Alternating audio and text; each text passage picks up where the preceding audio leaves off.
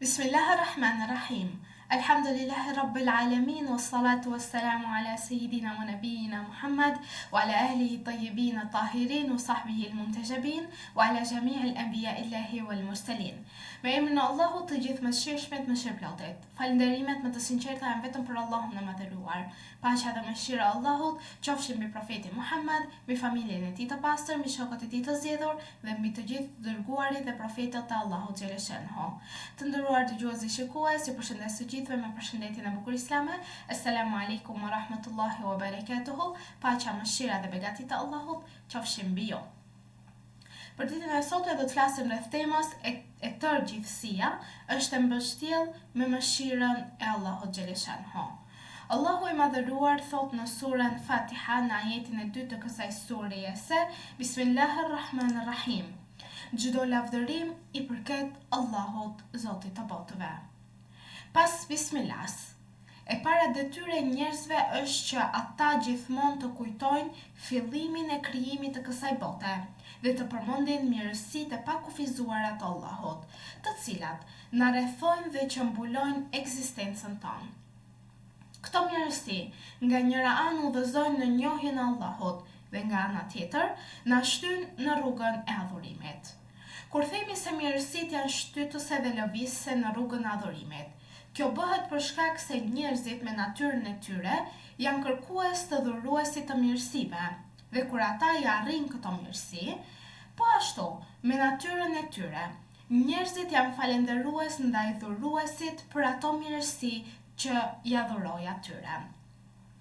Dietarët e besimit në studimet e tyre në këtë fushë thonë se falënderimi i dhuruesit është një domosdoshmëri për jetën tonë, sepse falënderimi është çështje natyrshme, logjike dhe shtytëse në rrugën e Allahut të madhëruar. Nëse një person bën mirë me ne e falenderojmë. Nëse një person na ndihmon në diçka që neve kemi nevojë, e falenderojmë. Atëherë, përse të ngurojmë që të falenderojmë Allahun e plotfuqishëm, i cili është krijuesi i çdo gjëje që ekziston rreth e qarknesh? Kur tham se mirësitë na udhëzojnë në njohjen e Allahut, kjo bëhet për shkak se është rruga më e përsosur dhe më e plot për njohjen e tij. Po ashtu, studimi i sekreteve, veçanërisht ato që kanë lidhje me ekzistencën e mirësive në jetën e njeriut, janë një tjetër rrugë për njohjen e Allahut fuqiplot. Kjo sure, surja Fatiha, nis fill pas bismillas me Alhamdulillahi Rabbil Alamin. Pra falenderimet i takojnë Allahut, Zotit të botëve. Pra, që të kuptohet më së miri kjo thënie, është e domosdoshme që njeriu të kuptojë ndryshimin midis fjalës alhamd, al-madh dhe ash-shukr. Le ta nisim me fjalën alhamd. Në gjuhësi do të thotë pra falenderimi për një punë, ose është cilësi e mirë fituar me zgjedhje. Pra, kur një person vepron një punë të mirë, sipas logjikës, ose fiton me zgjedhje cilësinë që e bën të aftë për vepra të mira, ne falenderojmë dhe respektojmë atë personin. Fjala madh, që do të thotë po ashtu lavdërim, përgjithsisht është një shprehje qoftë edhe për çështje të zgjedhur, siç është lavdërimi ynë për xhevahirin e çmueshëm e shumë të tjera.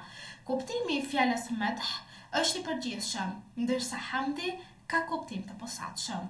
Ndërsa për sa i përket kuptimit të fjalës shukr, është se është më i posaçëm se dy të tjerat dhe i kufizuar në atë që shfaqim për mirësitë që na mbulon nga dhuruesi i gjithësisë, pra Allahu xhaleshanhu. Pra, hamd dhe madh janë fjalë që përdoren në përgjithësi, ndërsa shukr është vetëm për Allahun xhaleshanhu. Lëvdatat tona për të tjerët e kam piknisjen tek lëvdatat që i bëjmë Allahut të madhëruar, sepse dhuntit e talentuarve, siç janë profetët në udhëzimin e njerëzve, mësuesit në mësimin e tyre, bujarët në bujarinë e tyre, mjekët në shërimin e smundjeve, e shumë të tjerë. Të gjitha këto e kam burimin veçse tek i vërteti i cili nuk ka të shoqë si ai, tek e vetja e tij e shenjtë, Allahu i madhëruar. Falënderimi ndaj tyre është falënderim ndaj Allahut dhe lëvdatat për ata janë lëvdata për Allahun e madhëruar. Po kur dielli na mbulon me rrezet e tij, ret me shiun e tyre, toka me bereqetet e saj, të gjitha këto janë prej Allahut, dhe për këtë i gjithë falënderimi është për Zotin një dhe të vetëm. Me fjalë të tjera themi se ajeti falënderimet janë vetëm për Allahun, është treguesi tauhidit i monoteizmit në cilësi dhe në veprime, pra kur njeriu fillon dhe mendohet thellë. Cilësimi e Allahut se ai është Rabbul Alamin, sunduesi i botëve, është prej përmendjes së argumentit pas përmendjes së supozimit dhe pretendimit. Ndoshta dikush mund të pyesë, pse falënderimi është vetëm për Allahun? Dhe përgjigjja duhet të jetë shumë e shkurtër dhe fare qartazi, sepse ai është sunduesi i botëve. Kurani thot: Bismillahirrahmanirrahim, i cili ka përsosur çdo gjë që ka krijuar. Ajeti 7 i surës Sejdë. Po ashtu, na thuhet në surën Hud në ajetin e 6 se s'ka asnjë gjallës në tokë që të mos i ketë mjetet e jetesës prej tij, pra prej Allahut të plotfuqishëm. Nga fjala hamd, falënderim, përfitohet se Allahu i madhëruar, të nderuar dëgjues dhe shikues, është dhuruesi i mirësive me dëshirë dhe zgjedhje, në kundërshtim me ata që thonë se Allahu është i detyruar që të dhurojë dhe se ai është i njëjtë si dielli. Duhet kujtuar se fjala elhamd nuk është vetëm fillimi i punës, por gjithashtu është fundi i çdo pune. Siç na mëson Kurani i Shenjtë ku thuhet: Bismillahirrahmanirrahim, dhe lutja e tyre aty do të jetë: qofshi lavdëruar o Zot. Përshëndetja e tyre do të jetë selam, dhe lutja e tyre e fundit: falënderuar qoftë Allahu, Zoti i botëve. Ajeti 10 i surës Yunus. Pra fjala alamin në kornizat të botëve, në kornizat e saj krijuese, mund të ketë kuptim shumë të gjerë. Ajo mund të ketë kuptimin e njerëzve, siç thuhet në një hadith të transmetuar nga Imam Zainul Abidin alayhis salam, sepse njeriu është krijesa më fisnike dhe se ai është qëllimi themelor në këtë grup të madh, dhe se mes dy kuptimeve nuk gjendet ndonjë kundërshtim.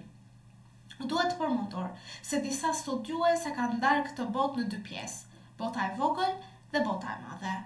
Tek bota e vogël hyn njeriu, sepse ai është i vetmi në këtë univers të gjerë që është i përbërë nga një grup fuqish të palëvizshme. Në realitet, themi se njeriu është dritarja për botën e madhe. Ajo që na shtyn të zgjerohemi në kuptimin e fjalës alamin është se shprehja Rabbul Alamin është përdorur si përcaktuese e shprehjes Elhamdulillah.